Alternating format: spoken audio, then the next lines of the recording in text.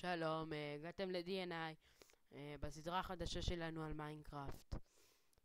אנחנו נראה לכם עכשיו את העולם שלנו במיינקראפט שלי ושל דייגו.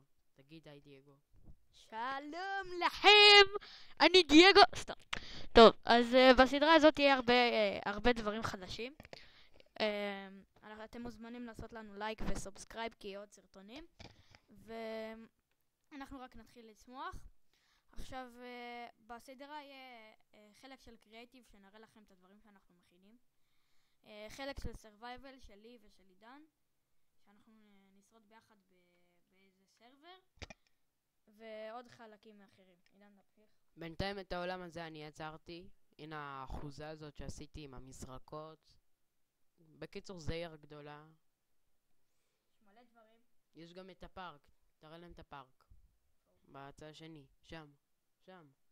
לא, מאחורי פסל החירות.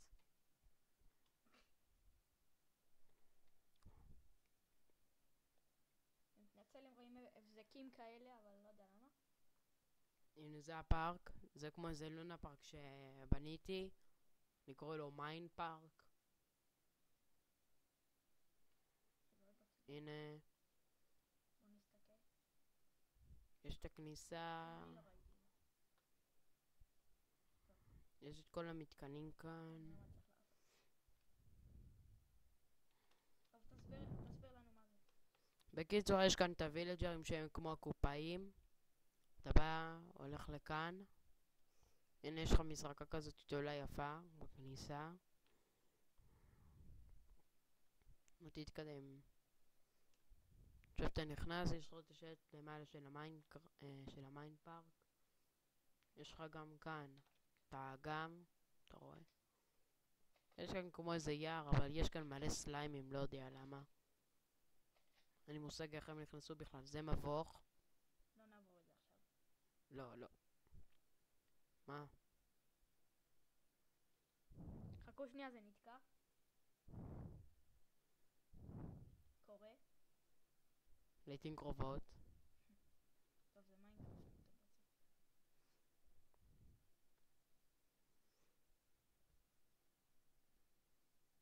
כן, זה נתקע. טוב,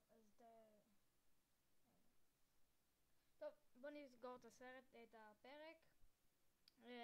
תודה שצפיתם. תעשו לנו לייק וסובסקרייב, וכמובן תחכו לעוד סרטונים. תודה.